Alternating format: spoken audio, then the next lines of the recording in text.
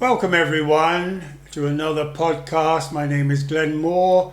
Welcome to another podcast in our series Understanding, Acknowledging and Embracing.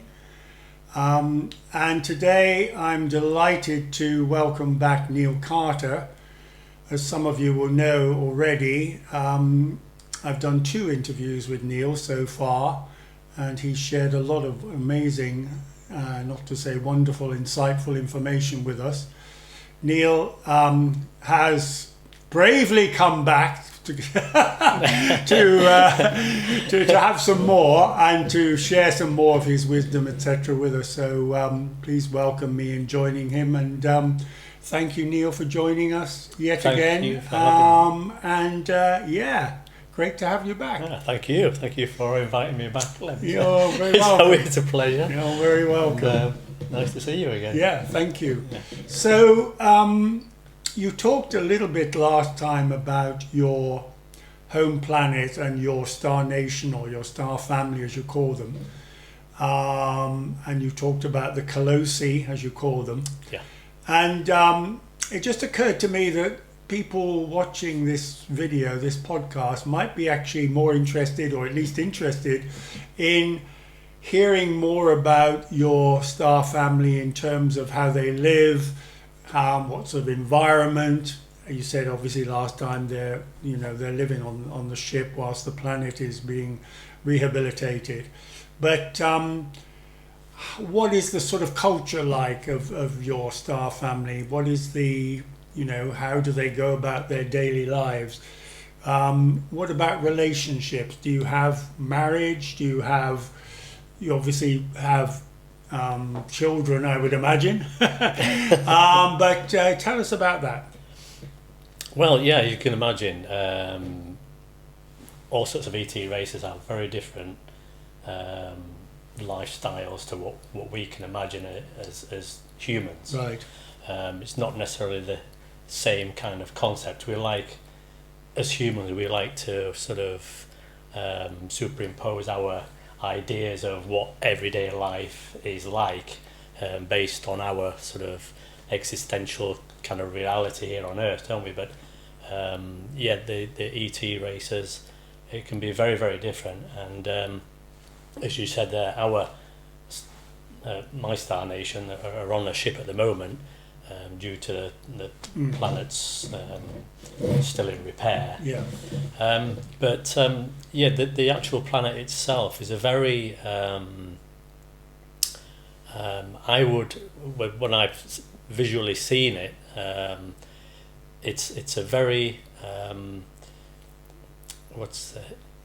I would describe it as a prehistoric type looking planet. Okay. There's a lot of trees, plant life. It's very, very green planet, and the living sort of places are built within the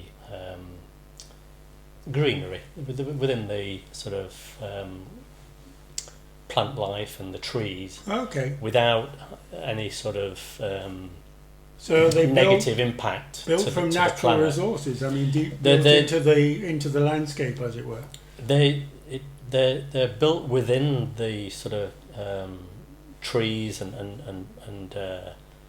that kind of sort of environment, but they're very futuristic looking buildings. They're quite tall, white, sort of pyramid type shaped buildings. Some of them have it looks like black glass, but okay, yeah, I'm not sure what material it is. I think it's some kind of metal, but you can see out of these buildings from the inside, but you can't see in from the outside. Oh, okay. And within the in between all the different structures, these pyramidal sort of tall white and black sort of pyramid buildings, they're interconnected with sort of tubular sort of vehicle ways, okay. sort of like a magnetic sort of rail sort of system interconnecting. but there's a lot of underground structures as well. Oh, And some of the food is grown actually underground as well. But they've also have these greenhouse type structures as well, which is where a lot of their food gets grown. right. They do eat a lot of like fruit and vegetable type sort of items. Yeah. This is where they grow them on a lot of these sort of greenhouse type things. And the energy that they sort of generate is through the buildings themselves. It absorbs energy from the atmosphere down actually through the buildings themselves, and that's generating into energy that they use. But yet on a day-to-day basis, they look after the offspring, the children. They grow the food and the normal sort of types of things that we would imagine that Right. people would do. So similar to this planet then? Similar to this planet, yeah. We look after the children, help raise the children, but in our culture, the decoding of time is different, and when we die, or not die, but when we make our transition at the end of one particular lifetime, we reincarnate back into the family unit in exactly the same. Oh, right. Yeah. Exactly the same position in the family. So my mother will always be my mother, and I will always be her son. So we will always incarnate into the same family structure, which is a bit strange. Does that mean you always have relationships with the same partner to create children? Not necessarily. No. Okay. Not necessarily. But the lifespan is obviously a lot longer in our civilization, and we decode time differently. So what would be 100 years here on Earth is just a matter of months in our society, how we decode it in the fifth dimension. But the consciousness, as we're reborn into the same position in the family, the consciousness is already intact, fully aware of itself and all the lifetimes it's had previously. So the body has to, it's a bit of a shock apparently, but the body has to play catch up. So for us, adulthood comes very quickly within probably about a year. In the time frame here on Earth, a year would be adulthood for us. Well, because the body is just cannot evolves a lot evolve. quicker. Yeah. Yeah. Wow. Because the consciousness is all there. Right. So the body has to catch up really quick. Right. Wow. So, and that's done through the consciousness, obviously. So yeah. So it's a quicker way that we are able to then take part back in society and be an intrinsic piece in society again, and in family structures. And do you have a hierarchy? I mean, are there sort of leaders, or are there groups of people who sort of act as sort of council? No, we don't have that kind of structure, because we're all connected in a collective consciousness, like a hive mind. Yeah. But there's no one central authority. There's no one central hive mind dictating to everyone what needs to be done. It's already within the consciousness of the whole group, of the whole civilization. So we all work together, and we're constantly giving to each other and receiving. So in reality, really, we're not really receiving because we're all giving at the same time. Yeah. So, yeah, it's a beautiful way of you know, a civilization to work together in love and compassion and for the greater good of everyone, you know. Do you have illness or disease or anything like that, or people just transit, without any? There's very, very rarely any ill health or disease. The consciousness, the vibration of the consciousness is above that vibrational state of illness. Most illnesses we see here on Earth, it's all a vibrational state. So, yeah, our vibration doesn't correspond to... Doesn't allow the illness to come in, or the disease, Yeah, it's on two different wavelengths. But that's not to say that accidents don't happen and such like, and there is technology and ways that they can heal the body. As you know, that there are med beds and things like that and other technologies that they can use if it's required. But generally, there's really no ill health like we would perceive ill health, you know. But I think, you know, that's one of the things they have to be aware of when they're visiting other planets as well. Yeah, of course. You know, and especially coming to somewhere like Earth as well, with a lot of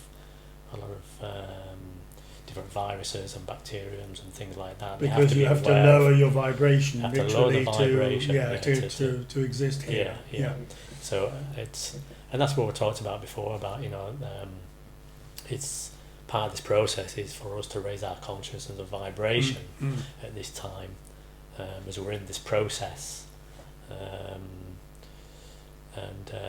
So would you say this is like the human evolution? We're evolving to a place where there will be no disease or illness because we'll be at that level of consciousness that won't allow that connective consciousness, if you like.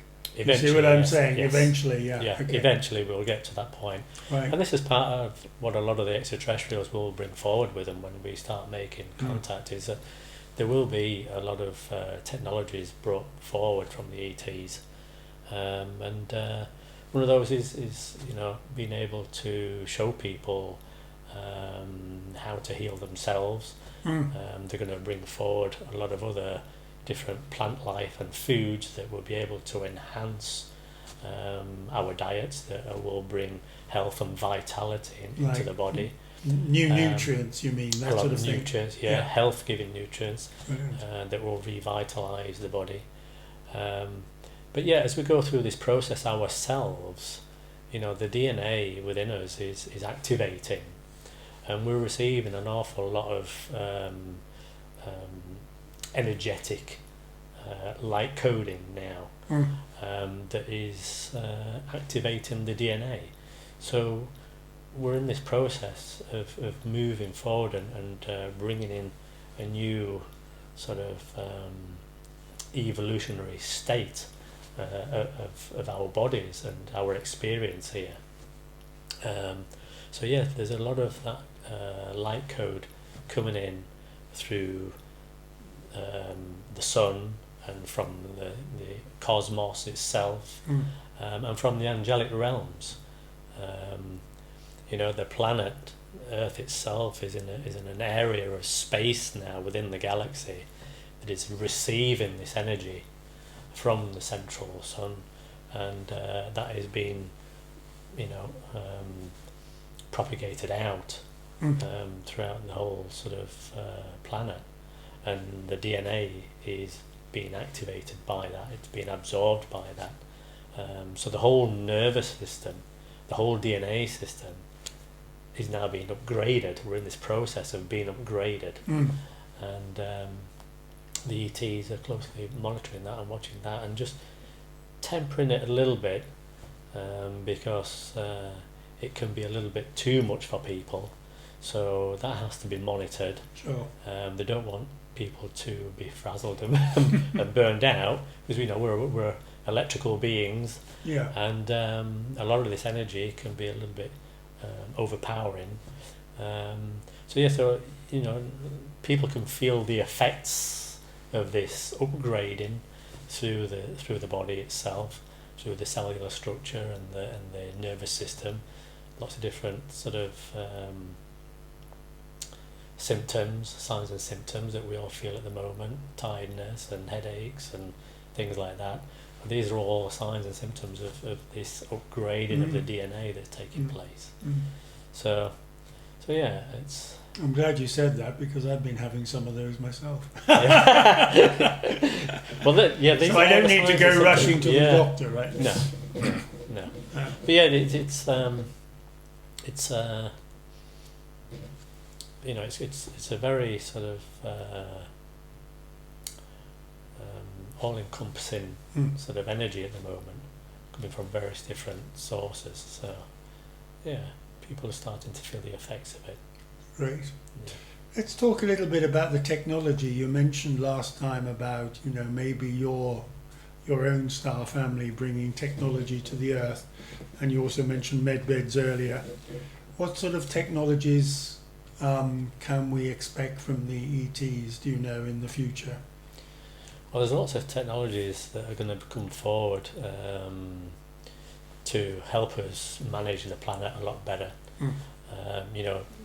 Technologies to help us clean up the sea, our drinking water, the food that we eat. There's going to be better ways of growing it, and sustainable ways of growing it. Better technologies on how we can use to make everyday living better. Transport systems, monetary systems. So there's a lot that's going to come forward within these next few years. It's going to be a lot changing in these next few years. And we're in this window now of this 12-year period at the end. Well, at the end, we're at the sort of, what do you call it, the end of the beginning. This 12-year period now, where a lot of this is coming in, and there's going to be a lot of changes, and that's why it's important to ground ourselves now, ground ourselves to the earth, and allow that just to flow in. Don't be frightened. Don't be worried about too much of the AI stuff that's coming in. Apart from, that's good. Yeah. Apart from, go on.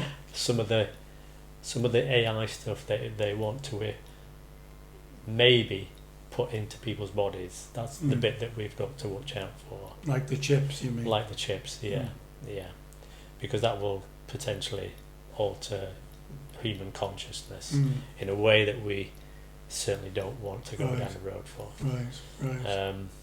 But yeah, there's still going to be a lot of changes, and AI is going to be a part of that, and we've got to remain sort of open to AI technology coming in. But like I said, it's the AI technologies that are not going to be beneficial for us, i.e. the things that are going to change, like human consciousness. If they start wanting to put things in the body that are AI, that's a no-no. And I won't be surprised if they do go down that route. Or try to. And they'll try to sell it to people. That'll be a good thing, that it will enhance human consciousness, that it will make people smarter, cleverer, and all these kinds of things. No. I always think that the word smart is a bit of a red flag, it's used for things that are not, perhaps what they seem, you know what I mean? Do you agree? So we've got to be really clever on that, and just watch out for that. Nothing can replace human consciousness, and when they talk about starting to put things in the body to enhance human consciousness, no, that's the wrong path completely. And we've just got to be careful on that. Do you think AI, even the good AI, is just part of the transition that humans are going through, and that eventually, I don't know what the AI situation is with your star family, for example, but do they work with AI? Do they need AI, and will we continue to need it in the longer term? Do you think? Yeah, I mean, AI is something that is going to potentially do a lot for us. It's going to help us manage the planet a lot better with technologies. And certainly the extraterrestrials use an awful lot of AI, but it's AI that is used in conjunction with technologies, but it's controlled by consciousness. It isn't AI that is controlling our consciousness. So it's controlled by a loving consciousness. Exactly, like. yeah. A lot of the systems Wow. that use on board the ships are artificial intelligence. And again, controlled by human consciousness and interfaced with human consciousness. Certainly our ship that they're on board at the moment is controlled by AI. The computer systems, that control all the parameters and the functions of the ship are controlled by AI. So AI has a big part to play, but it's not at the risk of demeaning consciousness. Yeah. It's there to help us in everyday life. You know. How does AI though fit with telepathic communication? If a species can communicate telepathically, why does it need AI? Is that a silly question? Well, AI. I mean, if you've got all different sort of levels of extraterrestrials out there, not all of them are using the same types of AI. They've all got their own different technologies and systems and things what they all prefer to use. Right. And that's one of the things that they all kind of share technologies and things like that. There's still the conscious element within a species. It's like we're having this conversation now. We don't need AI to have this conversation. Right. And it's the same with ETs. They can have a telepathic communication without needing to use AI. Certainly there's AI used in the technologies with they're sending communications to somewhere else, like back to a home planet or to another civilization somewhere or things like that. So AI can be used in that kind of way. I see. Where they're using technology to send and receive communications. It can be. It's. Is it true that I read somewhere once that a lot of these ships can actually be steered and navigated by consciousness? That's right. Yeah. So yeah, the quantum computer of the ship. It's difficult to explain, but they're so far advanced from what we can imagine that they can interact with the ship itself, the consciousness of the ship, which is AI. So the ship is a living being itself. The ship is a living consciousness. Wow. That can be interacted with their consciousness. Right. So, and more often than not, the ship will know, even just before they've thought about it, what they require the ship to do. That's amazing. So yeah, the ship's one step ahead. Who needs a pilot, right? But yeah, the ships themselves are AI consciousness. So the ship knows who's on board. It knows how many people's on board. It knows what the people on board require, and it's navigated and it's piloted by the occupant's consciousness. Right. Yeah, right. That's the interface. Right. With the AI, but the AI doesn't run, Yeah, it doesn't I get it. control. I get it. It's not in that controlling sort of way. Yeah. It's there as a tool for to be used, and yeah, you know, and it's there to protect the occupants as well, Right. and navigate the ship to wherever it needs to go. But yeah, it knows, you know, if there's somebody that shouldn't be, or it doesn't allow people to get on board the ship who are not supposed to be on board the ship. So yeah, it's a tool. AI is a tool that will be used quite a lot. Right. And like I said, there's all these technologies that are going to come forward that are going to use AI. So don't be frightened of it. That's the thing. Don't be frightened of it. It's there as a tool, but only if, like we said before, if it's going to be used for nefarious reasons, either weaponry or, which is what they're trying to do now, basically, Of course, to stick AI into some of these weapon systems. And you know, if they start saying, yes, we need to put this into your body, it will make you X, Y, Z, more intelligent, faster, this, that, and t'other, that's a big red flag. That's a red flag. That's a big red flag. Yeah. I'm not surprised. Yeah, absolutely. You talked last time, Neil, about, you know, thousands of ships being around at the moment. Yeah. I won't sort of say they're, you know, they're all sort of flying around the earth. I mean, wherever they are, right? But there's a lot of activity. There's a lot of activity. And as you may have heard, there have been some reports recently of these light drones. When I say light drones, I mean drones that look like lights, or they're lit up at night or whatever, including there was some filmed over Washington, assuming it's not AI and not sort of CGI. Is this something that the ETs are trying to tell us, or is this is a man-made thing? Is it? In a nutshell, yes, yes. I've seen a couple of these videos recently, and in a nutshell, no, they're not extraterrestrial. Oh. They are man-made, and this is something that has been orchestrated by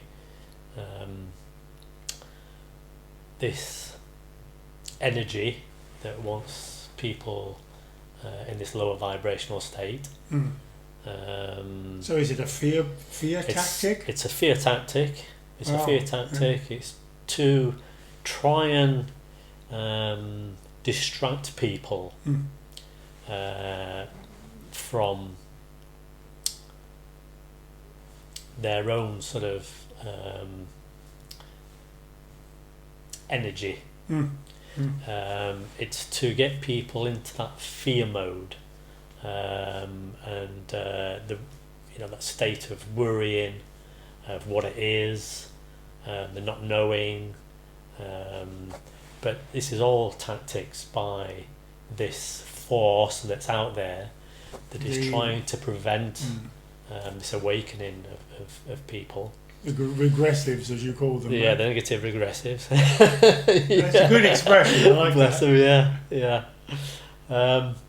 So yeah, it's just it's again nothing to be frightened about, but it's just this fear tactic again that they're putting out there to try and see how people will react really. So they want us to be distracted, so we're not focusing on our own, our own sort of inner work and our own sort of self-reliance and our own, our own ability to create and manifest and so on. Yeah, it's keeping people in that state of vibration again, isn't it? You know, keeping people frightened, keeping people in fear of not knowing what it is and all this kind of stuff, and moving people's awareness from being in a state of love and compassion, peacefulness, harmony, and this state of moving forward into an awakening of human consciousness. They want people to stay in that lower vibrational state. Yeah. And so they're putting all this stuff out there like this to fearmonger again, and to see how people will react as well to this kind of thing. But they are purely man-made vehicles. They're not extraterrestrial vehicles at all. The extraterrestrials are not going to do something like that, and they're just going to create fear in people. And they're not operated by ETs on this planet, or sort of, No. inner Earth beings or anyone like that. They're operated by man, basically. Yeah. In fact, in my mind's eye, I've seen. I mean, this vehicle, it's probably about the size of a small car, maybe 2 small cars. It's got propellers on it, 2 front, 2 at the rear. It has like a V-shaped sort of tail that comes out. It's got like a wings on it, and you can see the navigation lights that are flashing on it and things like that. So, it's not an extraterrestrial vehicle. It's something that has been created and been given to these agencies, shall we say, to use. I know there's been some vehicles manufactured about 2 or 3 months ago, which I think is what we're seeing now. Oh, okay, right. Wow. I'll say no more about it. Yeah, okay, fair enough. Okay, thanks. Well, no, that's enlightening, because there have been, I think it's fair to say, some diverse reports in the sort of, alternative media about who's doing this and why they're doing it, and it's the usual thing, a lot of clickbait, but And it's going along the same lines of the the COVID thing, that came in. It's just another thing that has been rolled out just to see how people react, and and maybe we might see something else as a spin-off from this come in. So we'll just have to keep our eyes open. And like I said, just remain sort of grounded about these things. I suppose the spin-off, or one spin-off, might be that we have to shoot these down, so we better start. Well, this is the thing, we hear about people shooting weapons around, and have them land all over the place, right? Yeah. Gosh, yeah. Which is, that's what's, leading people into that fear thing. They don't know what it is, so what should we be doing? We should be shooting it down. Shoot first, so that's what they want. Crazy, that's what they want. They want to lead people into that sort of state mindset and in that vibration. That is, like I say, it's distracting people then from where they need to be in their own sort of state of energy and vibration. So it's all tactics by these silly people. But you've got to remain sort of have some kind of sense of humour about it, because they're trying all these different things to try and distract people. It's almost and laughable, throw it isn't it? It is exactly laughable. Yeah. And you've got to remain sort of in that sort of mindset that it's laughable sometimes at what they're trying to do. And that's why I say just remain grounded about it. And if there's something that happens and you're not too sure about it and you don't know what's going on, then just remain in that observational position of neutrality. Yes. Don't lend your energy to it automatically, and and say this is there's need to go into fear mode straight away or worry mode, those kinds of lower vibrational states. If you're not 100% and not sure, then just remain in that neutral state until something will come within. That's great. I mean, I don't want to blow my own trumpet, but this is what I've been saying to people. Try to be neutral with all of this. You don't have to take sides. You don't have to say it's good, bad, right, wrong, even. Because more often than not, that's why they do these things, is to draw people straight away into that fear mode. And divisiveness. And then it divides people, and people start arguing amongst themselves and all this kind of stuff. And you start, as we've heard, we should be shooting these things down and all that kind of stuff. No, remain calm, remain present within yourself and grounded. Beautiful. You mentioned a word earlier, energy. I want to ask you about energy. You also talked about it very briefly in the previous interview. My understanding is that, I think what you were saying last time around, perhaps indirectly, is that we, humanity on this planet, need to know more about energy, right? In terms of its operation, because we are, as I think you've said, electrical beings or energy beings, right? Yeah. So, do you have Sorry, do you want to say something? I was going to say, well, do you have sort of, I mean, is there something you can share here with the people watching about what is a good way to learn more about energy and why we should know more about it in terms of, we tend to think of everything in terms of material, right? So it's do you see what I'm saying? Yeah. But if everything is energy, as the quantum physicists tell us, then presumably that's where we're going. I think we have to remember that, and I'm probably preaching to the choir here, I don't know, but I think we have to remember that this reality that we're experiencing is not physical in any way, shape or form. Right. It's just energy vibrating on a particular frequency that is being decoded by the brain.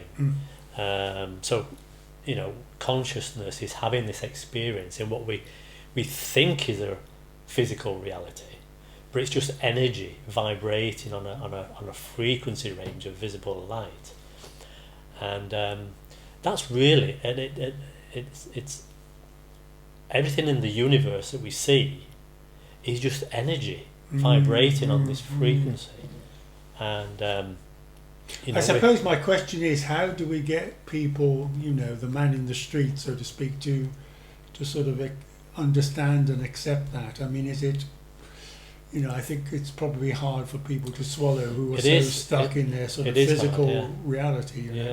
It is difficult, but we know that this is not a physical reality anyway. Consciousness is creating reality.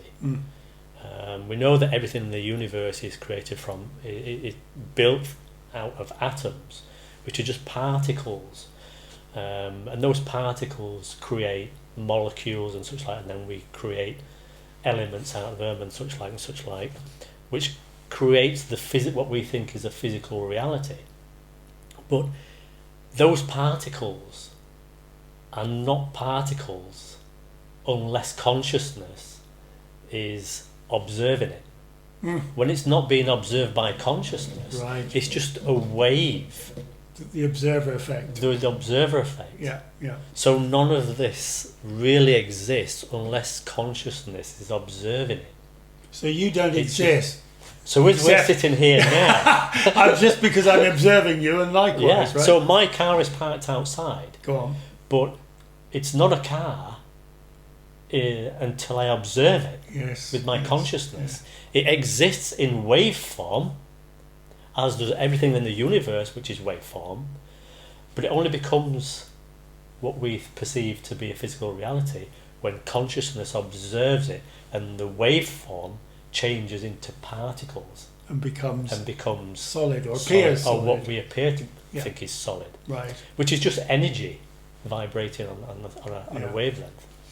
Yeah. So, I think as a baseline, we need to understand that this is just purely an experience that consciousness is having, an infinite reality of different timelines and perceptions of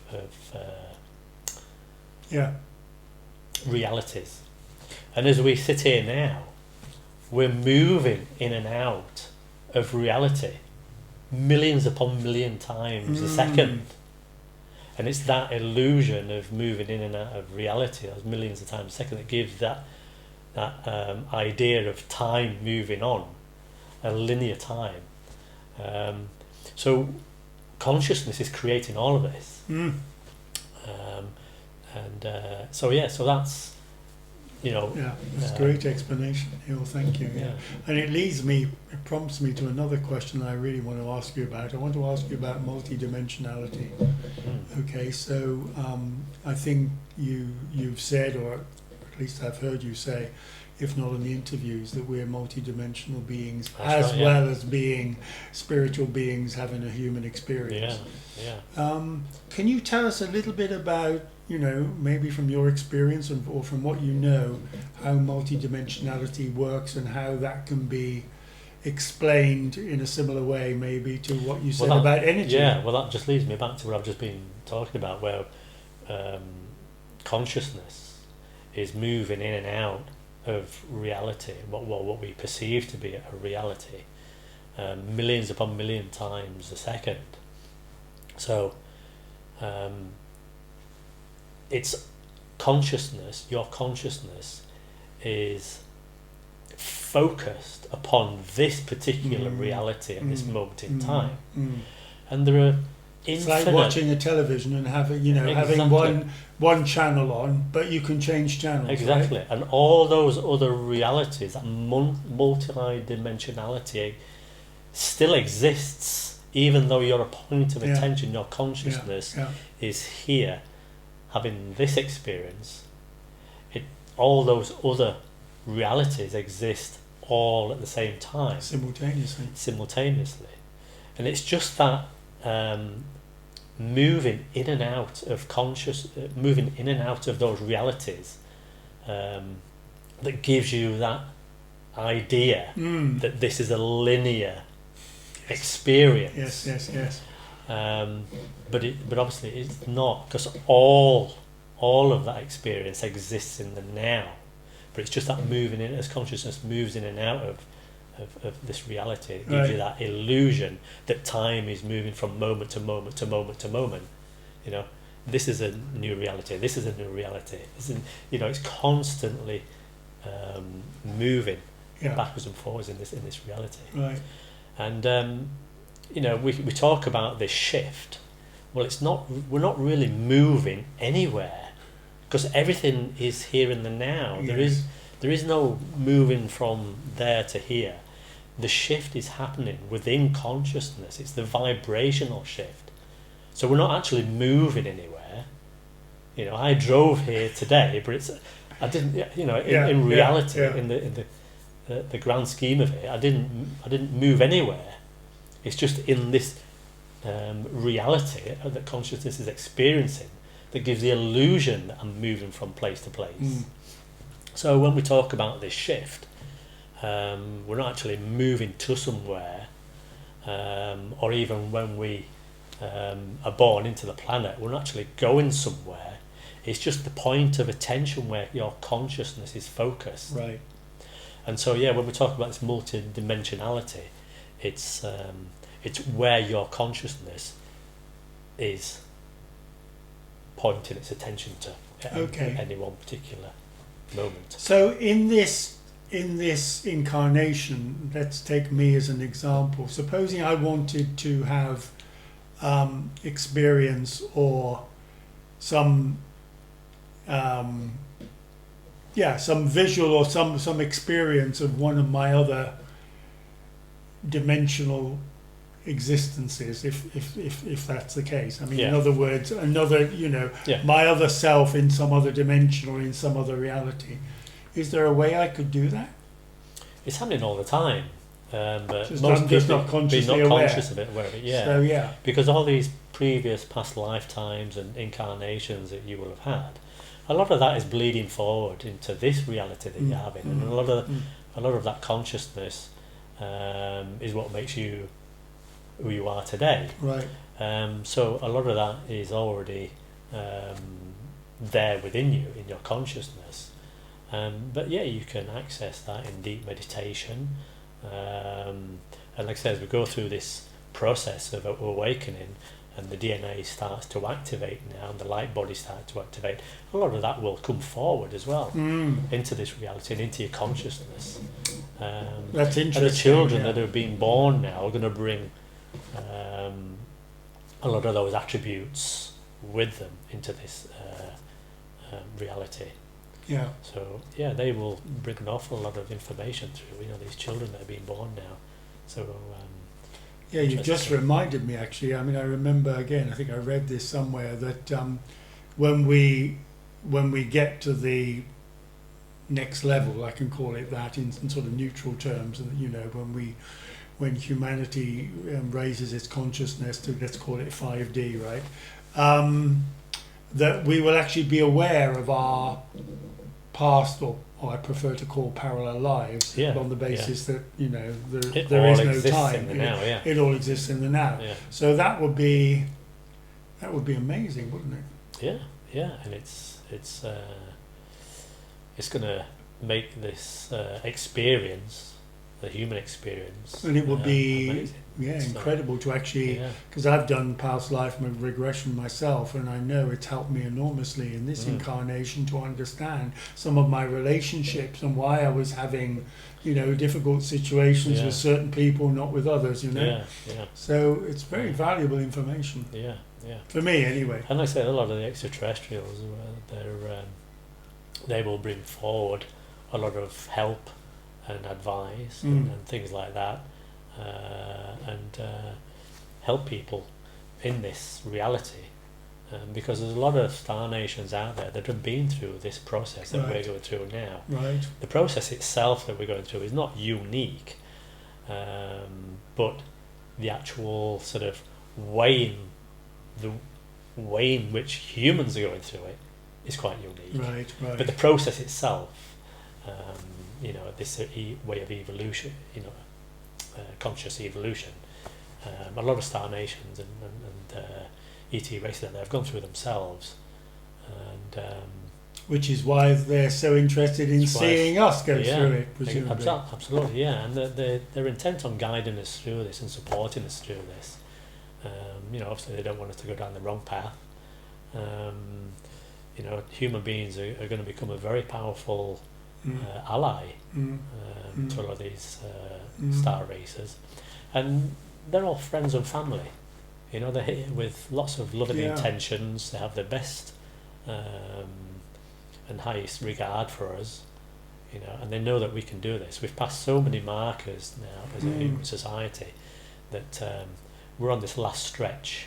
But that's not to say that they're still going to throw sort of things, roadblocks in the way of us, which is why I think we have to remain sort of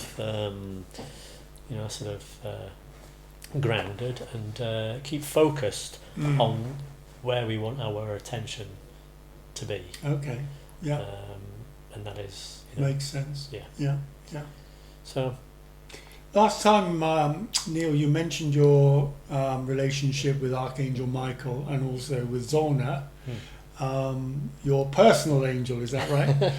Which I'm very jealous. But seriously, what can you tell us about archangels in general? I mean, how do they fit into the sort of ET hierarchy or the ET family as you see it? If they do. As far as I'm aware, I know that the ET races do have obviously their spiritual connection and can work alongside a lot of the angelic realms. Right.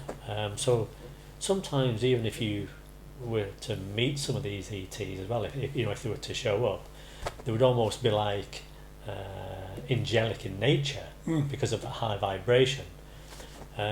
So that allows them to work in conjunction with a lot of the angelic realms, the spirit realms. They're working alongside the spirit realms at the moment to help us and guide us through this process. But the archangels, as far as I'm aware, are specifically designed and their purpose is for here on Earth. Sorry, I can get words out. They're specifically designed for this process on Earth, right, and to oversee the angelic realm as we go through this process, to guide everyone. That's the whole sort of purpose of the archangels really is to guide all the angelic realms that are here at this moment in helping humans through this process, this spiritual growth that we're going through as well. Right. This enhancement of consciousness. because we're all spirit beings, and like I say, we all here having this spiritual experience for spiritual growth, our own soul growth, and the expansion of the whole cosmos and the universe, and the expansion of Source itself. So the archangels are there to sort of oversee the whole sort of angelic and spiritual process that's going on here. So trust in that, trust in absolutely, the higher realms. They don't get it wrong. I'm sure. So, well, it's the we do say sometimes, why is this happening, blah, blah, blah, but they do not get things wrong. Everything is for a purpose. There's no coincidences. And I heard once that they never give us more than we can handle, basically. Absolutely, Whatever that might be. So it makes a lot of sense. And they've got our back, Right. So trust in it. Trust in it. You said last time, Neil, that you sort of were moving into this role as what you described as a spokesperson for your star family on this planet. It's been very, very strange. I'm not used to the talk on camera. Well, clearly this is part of it. But do you see yourself? Do you see yourself? I mean, maybe this is an unfair question and it will evolve. But do you see yourself taking more of a sort of a public role in future, or? I would say so. Yes. Yeah. I think this is where they're kind of steering me towards now. It's taken a little bit of getting used to for me. I'm not used to sort of talking quite openly and publicly to people about it. So it's a little bit of getting used to it for me. But this is where they're steering me now. But the time is right for this, I think. Yes. So.